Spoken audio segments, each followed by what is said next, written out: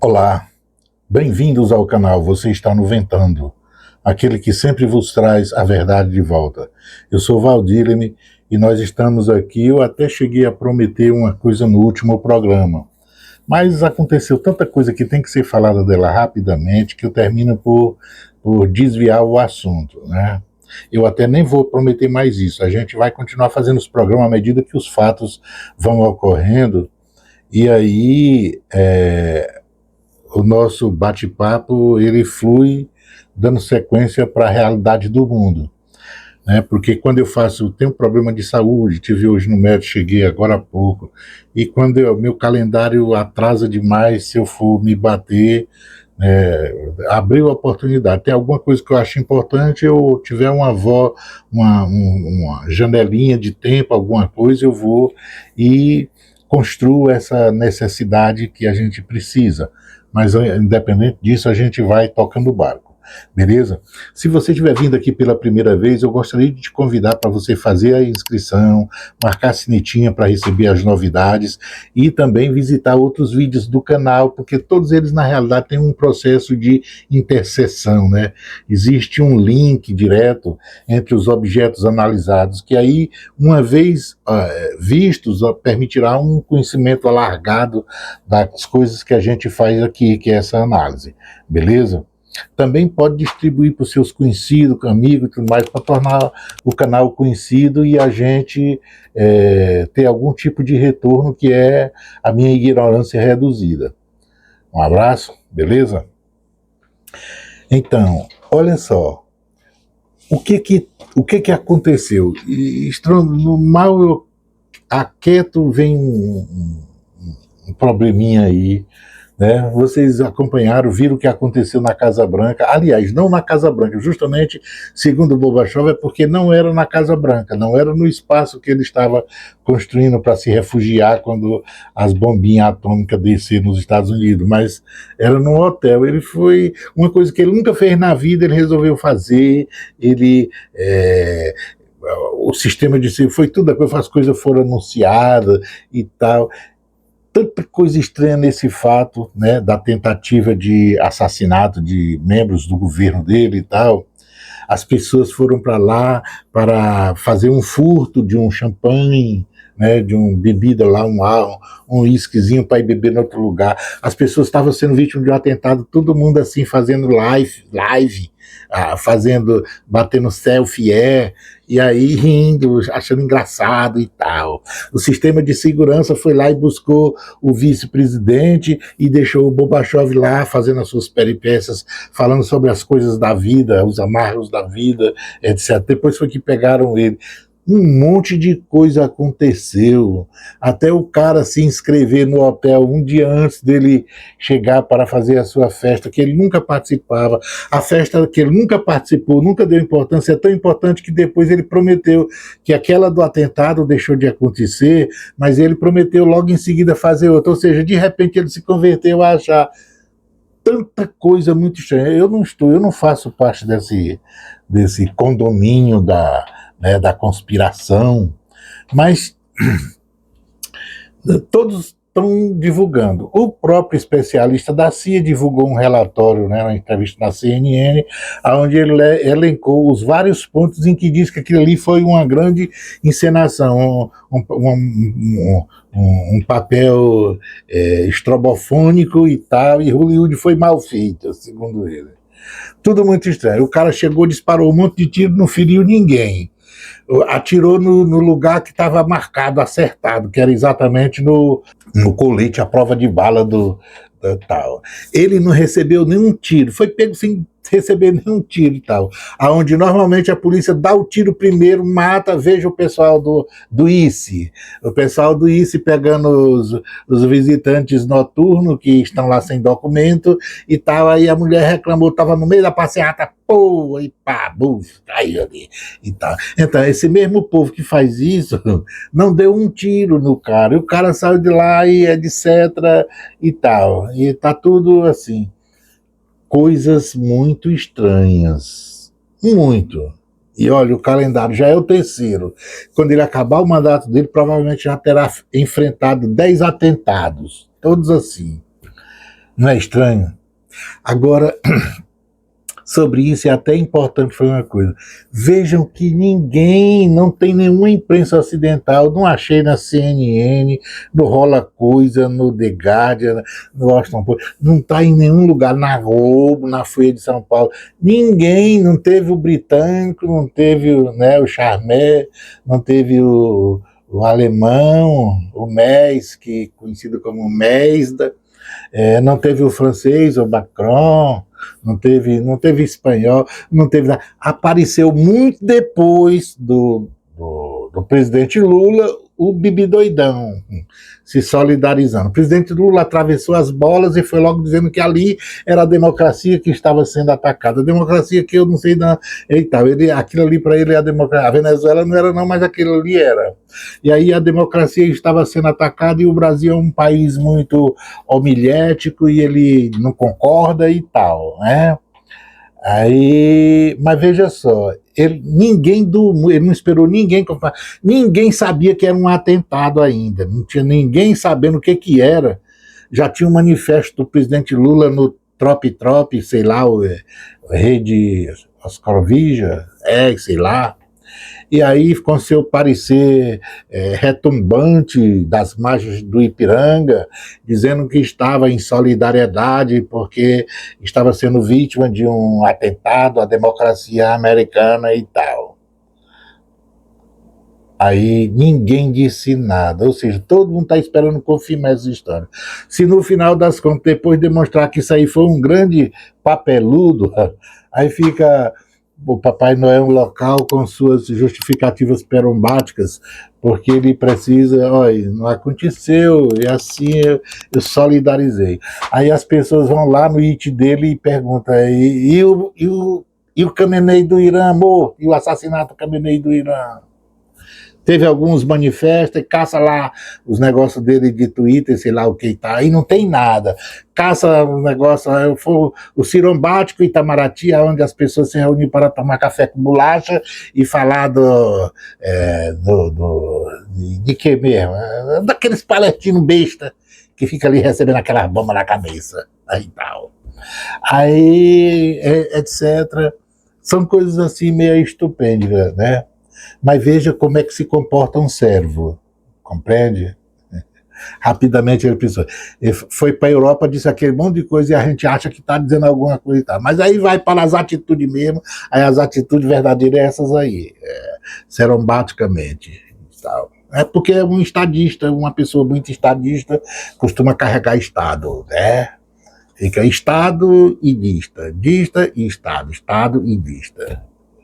Todo mundo elogiou as prosopopeia, tá todo mundo bem elogiado. Ela começou pela Europa, lá da Europa foi muitas e tal, aí vem para cá, e aí tudo fica no bem bom, do mesmo jeito. Isso é estranho, esse atentado, né? Muito estranho. Fora isso, o chanceler do Irã, ele esteve lá no Oriente Médio, né? E fez aliás, esteve lá no Paquistão, foi a Omã, foi a Rússia e tal. E ele deixou uma proposta e o Paquistão apresentou essa proposta para o Gorbachev e sua equipe. E essa proposta era uma coisa muito simples, ela não ia tratar de nada de enriquecimento de urânio, a questão nuclear, e simplesmente começava pela liberação do estreito. Então, libera o estreito, vamos começar sentando liberando o estreito de Hormuz e aceitando as condições do Irã para a situação do estreito de Hormuz. Ou seja, o Irã sentar ali na ponta no balcão e ficar levantando a sinaleta e abrindo a sinaleta para os navios que estiverem passando, depois de pagar em yuan a taxa de passagem, né, o pedágio para passar lá no estreito. Ou seja, o Irã tomou de conta do estreito. Chamou os Estados Unidos para aceitar as condições de tomada de conta do estreito, e aí depois quando a coisa encomendar, a gente começa a tratar da energia nuclear. O Rubio achou interessante, tinha umas coisas interessantes nessa proposta. O Gorbachev, no primeiro momento, ficou assim, tipo, jogando ar solúvel na água, na meia cintura. Depois ele, hoje já disse que não aceita, que está muito estranho e que não é assim não, é diferente e tal. O Irã está botando tudo na mão dele, então faz o que tu acha que tem que fazer, o que é que tu quer fazer? Esse é o jogo do Irã. E o Irã não está nem aí se tu corre agora ou se não corre. Veja, ele foi à Rússia e chegou lá e não joga pelos telefones para não ficar no ouvido do judeu. Aí vai lá, pessoalmente conversa com o chinês, pessoalmente conversa com a Bielorrússia, pessoalmente conversa com o russo, aí foi lá e jogou o tratado direitinho. China e urso não está preocupada nesse negócio acabar agora. Eles não podem dizer, né? E tal, mas eles não estão preocupados. Então fica de jogar só a sombra no ar. Igual a China fez com os 12 princípios lá na Ucrânia, que o Papai Noel achava que se reunia com os 20 países e ali definia a paz e ganharia o prêmio Nobel. Então é a mesma coisa. Não tem porquê. O Irã está vendendo o petróleo dele, não tem nada asfixiado no petróleo. Tudo que a imprensa está dizendo aqui realmente não tem nada a ver com o mundo real. O mundo real é o Irã está fazendo o que sempre fez e o que sempre fazia com a economia dele. Está ganhando mais dinheiro do que estava antes da guerra. E o mundo está submetido às condições que o Irã colocou. Acabou. Os Estados Unidos botou aquele negócio ali só para ficar ajudando o Irã. Essa é a verdade. E dá desculpa para o Irã devolver a bola. Quer paz? Então tá aí na tua mão resolver a paz. Devolveu a bola. É isso que essa ação americana e estadunidense está fazendo ali no Golfo de Omã. Bom, a outra coisa importante precisa ser que hoje o Emirados Árabes Unidos ele resolveu declarar ao mundo a sua retirada da OPEP+. Veja só, qual é a lógica? Não, o fundamento é simplesmente porque foi vítima dos ataques, da destruição da guerra e não quer mais estar no mesmo bolo com a Arábia Saudita e tudo mais.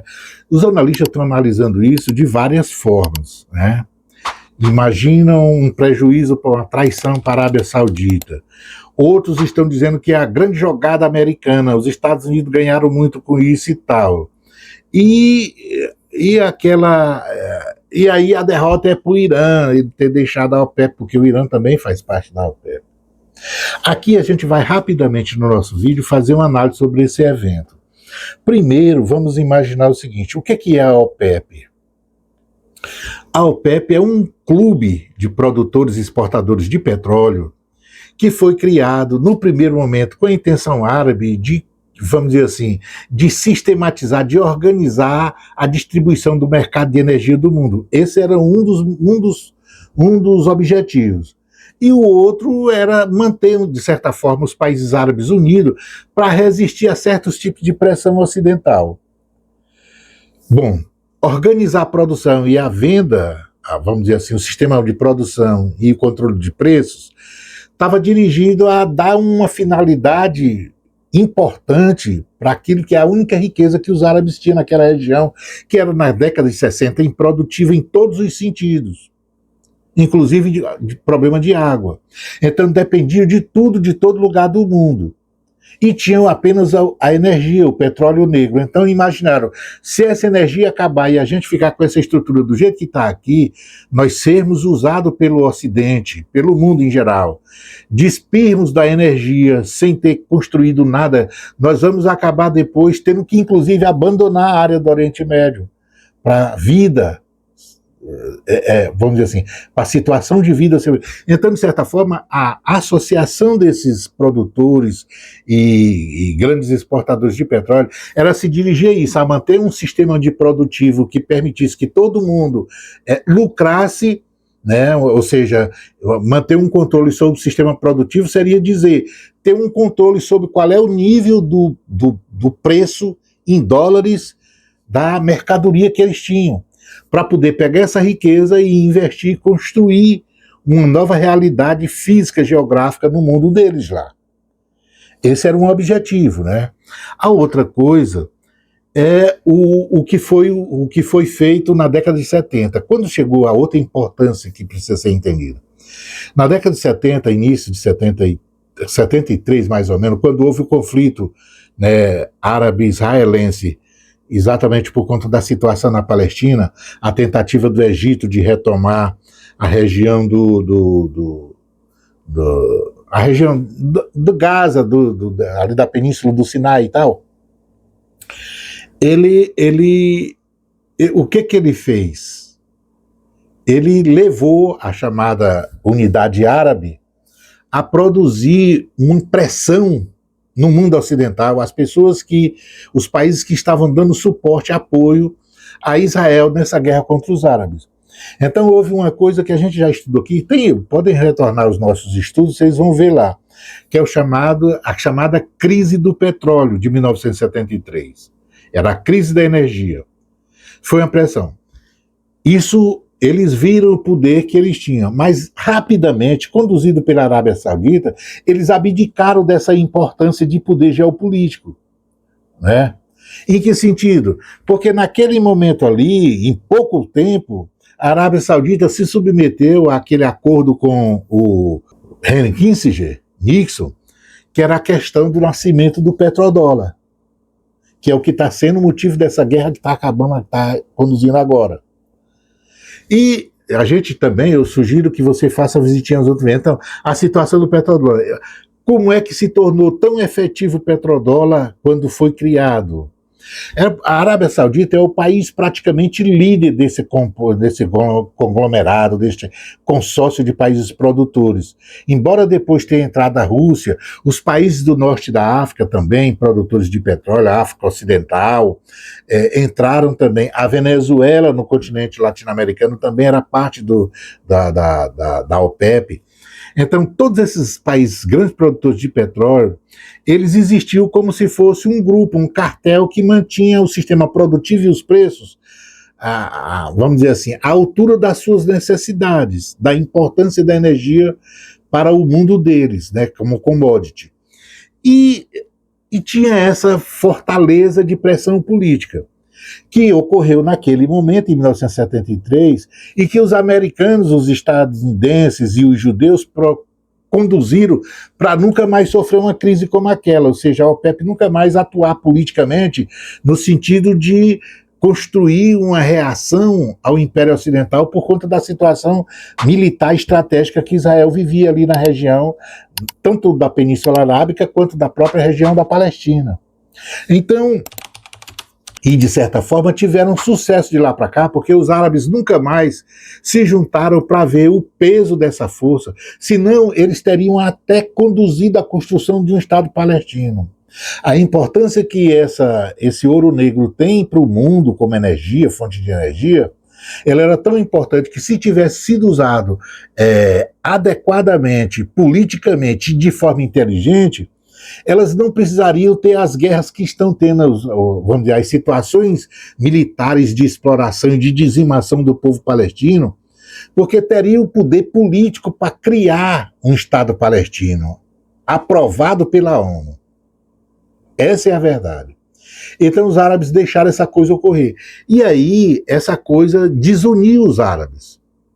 Então, o que ocorreu com a OPEP? A OPEP são os dois maiores, né, assim, vamos dizer, de árabes, Emirados e Arábia Saudita, e de certa forma a Arábia Saudita, por conta do peso da sua produção, ela conduz praticamente essa coisa. E tem a Rússia, porque a Rússia participa do OPEP+, que é uma grande produtora, exportadora e tudo mais, mas que está muito longe, o seu sistema de economia, a sua economia, ela tem vamos dizer, outros elementos que tomam, vamos dizer assim, o seu interesse, a sua preocupação, né? Inclusive em questões geopolíticas. Mas a Rússia participa como um elemento que ajuda a dar poder de fogo para o aspecto econômico da associação dos produtores, que é atuar nessa coisa do processo produtivo, do controle produtivo, a gestão da produção e o controle de preços do barril de petróleo no mundo. Então, o Emirados Árabes está saindo. Para quem imagina que é uma coisa construída, não tem nada, o Irã está lá e não vai ser, e não é porque inclusive o Irã, junto com Rússia e China, estão de fato construindo uma outra realidade geopolítica, inclusive para outro grupo até mais importante, eu digo geopoliticamente, do que a própria OPEP. Qual é esse grupo? O BRICS. Neste exato momento, o Irã não precisa se preocupar, inclusive o Emirados Árabes, ele também participa do BRICS. O Irã não fede, não cheira a ação do Emirados Árabes nesse sentido, porque ele inclusive pode destroçar o BRICS. O processo conduzido pelo Irã, a Rússia e a China neste exato momento está inclusive podando, está inclusive tirando toda a influência geopolítica que tinha o BRICS antes de 28 de fevereiro agora. A importância geopolítica do BRICS como instrumento de morte imperial, de mudança, de novo modelo, eu digo, de multipolaridade do mundo, a ação do BRICS deixou de ter a importância que tinha a partir desse evento com união de Rússia, Irã e China, provocado por essa guerra americana, por essa, vamos dizer assim, por essa violação, por essa violência estadunidense contra o Irã. Então, é importante, não existe nada, não vai interferir em nada na realidade, eu digo, a realidade geopolítica do Irã. Rússia e China não interferem. Para os Emirados Árabes, o que muda? Ele diz, agora eu tenho liberdade, vou produzir o tanto que eu quiser produzir, vou disputar o mercado, vou usar. É uma grande ingenuidade, porque os cartéis, eles não existem, porque um se beneficia e os outros se prejudicam. Os cartéis existem porque todos se beneficiam. Reduzir o preço do petróleo e aumentar a produção para entregar a ele o preço do barril mais barato não é prejudicial para a Arábia Saudita, para Irã ou para quem quer que seja. É prejudicial também para quem abandona, porque aí fica inclusive isolado. Aí, qual é o nível de isolamento? Esse isolamento, a produção do Emirados Árabes vai fazer alguma coisa diferente da que está fazendo agora com o Estreito de Hormuz fechado pelo Irã? Não. O Irã continuar com o Estreito fechado vai continuar a mesma coisa. Ele vai ter que passar lá com o navio dele, com os milhões de barris de petróleo, tendo que pagar os milhões de dólares pela passagem que o Irã vai cobrar. Não vai mudar, não fede, não cheira. A situação não fede, não cheira. E nós vamos chegar numa outra compreensão, depois de ter feito a proposta para os americanos, que segundo tal nos informes agora foi recusada, porque que a situação de esticar isso vamos dizer assim, é melhor inclusive para o Irã. Então, olha só, e para a Arábia Saudita? Para a Arábia Saudita fica uma situação de traição.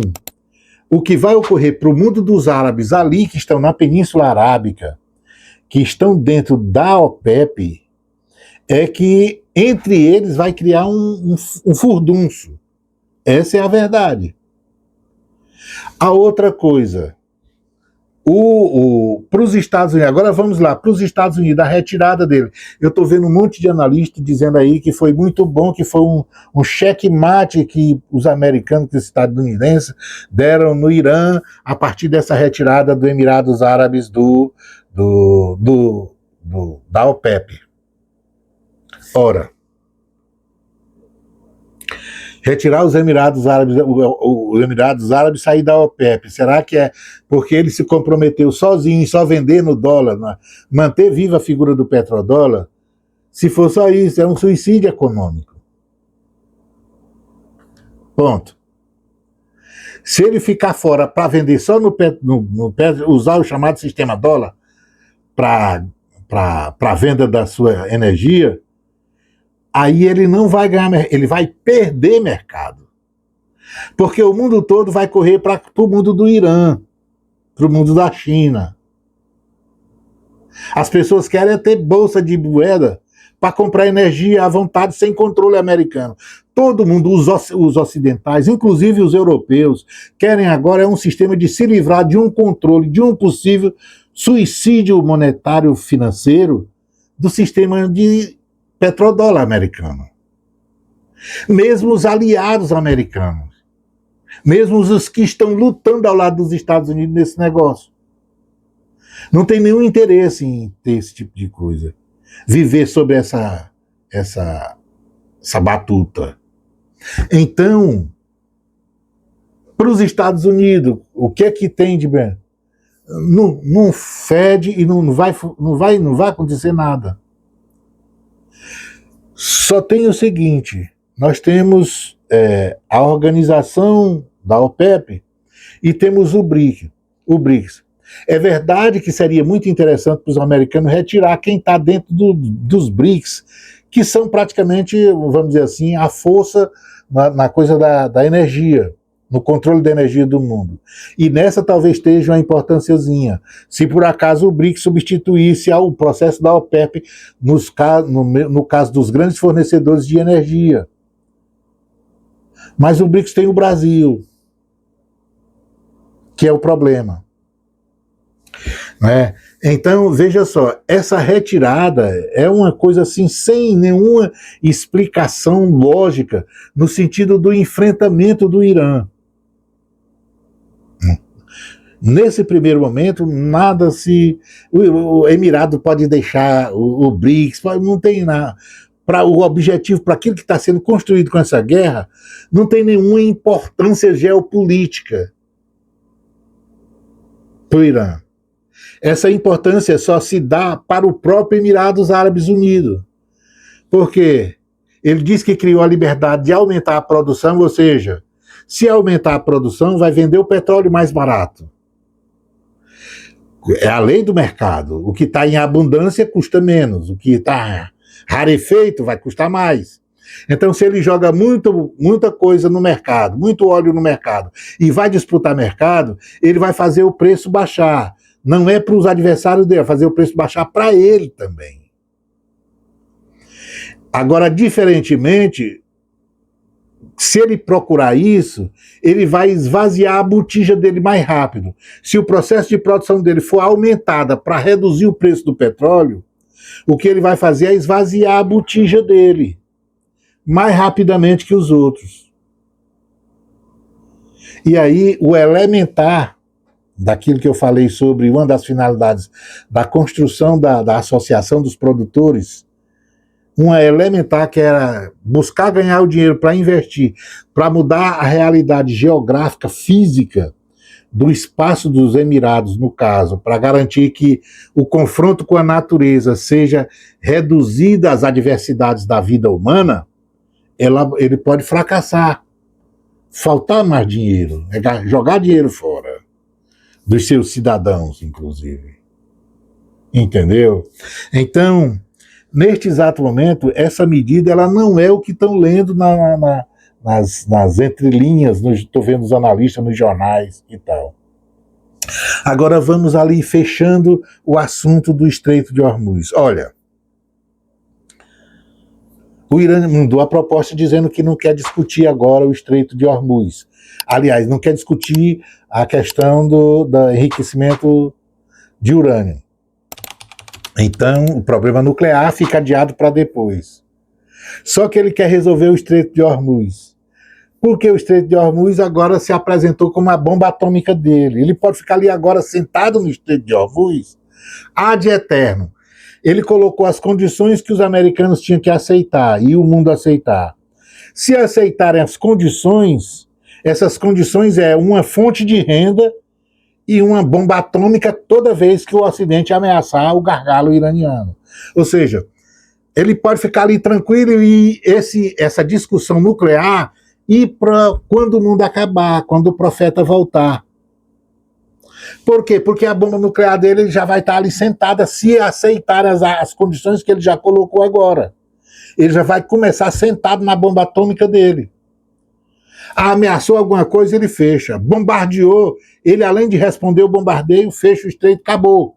Ou seja, isso vai ficar como uma espada de Damocles no pescoço, no pé da cabeça do Ocidente e do Império que está morrendo, dos sionistas, inclusive, eternamente, não vai nunca sair. Porque sair essa espada de Damocles tem que ser aquela velha medida. Tem que ocupar o Irã, tem que ir lá, botar tropa no chão e tirar o Estreito de Omã do Irã. É isso que tem que ser feito.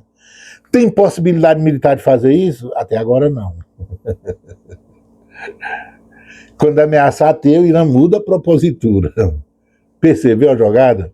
Então o Estreito de Hormuz está se tornando simplesmente isso. Uma bomba atômica que esse movimento sionista estadunidense deu no dia 28 de fevereiro para o Irã. Não tinha nada disso, ele nunca pretendeu fazer isso. Lá todo mundo entrava e saía na hora que queria, ele nunca teve problema, porque ele sempre achava que ia ter um tipo de resistência muito bruta se fizesse isso unilateralmente antecipado ou de forma ativa. Mas ele aproveitou o bombardeio que criaram, a guerra que criaram para ele, e fez o que queria fazer como uma estratégia futurística, que é usar o discurso da reação. Ele está sendo atacado e resolveu reagir à defesa dele. E aí ele montou em cima da cadeira ali. Percebeu a jogada? Então, o que é que fez os sionistas e os estadunidenses? Bando de bundão. Deram toda a bandeja com o peru assado de Natal para os iranianos se locupletarem ali com aquela coisa que ele só ameaçava. Só ameaçava. E agora virou a realidade. O mundo inteiro já está convencido. E a conversa com a Rússia foi: a Rússia está de acordo com a posição do Irã. Já manifestou-se hoje na ONU, aquela que já morreu. Já disse hoje que o Irã tem o direito de administrar o Estreito de Hormuz. Ou seja, quando ele estiver sentado ali, ele tem arma nuclear para defender o assentamento dele. Pode botar o russo e o chinês lá junto. Percebeu a jogada? Ou seja, perdeu, mané. Foi isso que aconteceu. A bomba atômica já está na mão do Irã. Perdeu.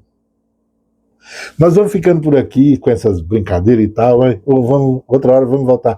Eu vou ter que depois abrir outros papos, mas vocês voltem a se inscrever se não tiverem inscrito. Comentem, façam suas observações, distribua para os amigos, né? Para permitir que vejam o que eu estou fazendo aqui já em estágio sublime. Estou mal, mas hoje meus remédios tiveram que aumentar, outros remédios para outras coisas que apareceram. Mas é aí. Beleza? E escutem o povo, vai ter alguma coisa para dizer, tá? Um abraço.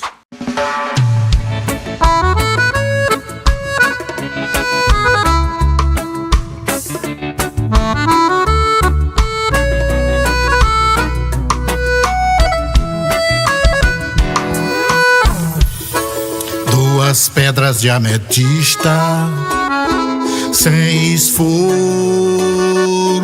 conquista o falcão livre a voar.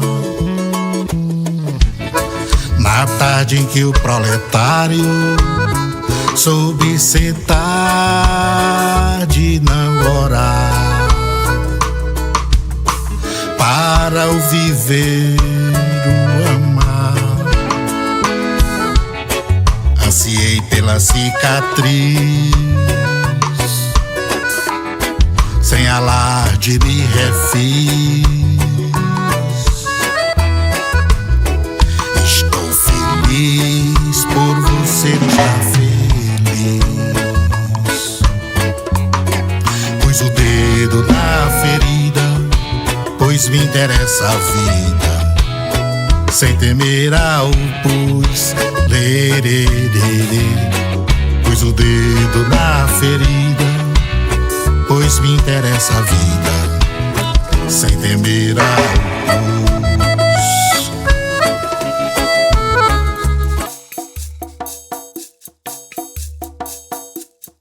Lara, lara, lara, iriri, chick, dee dee dee dee, pa dee dee dee da.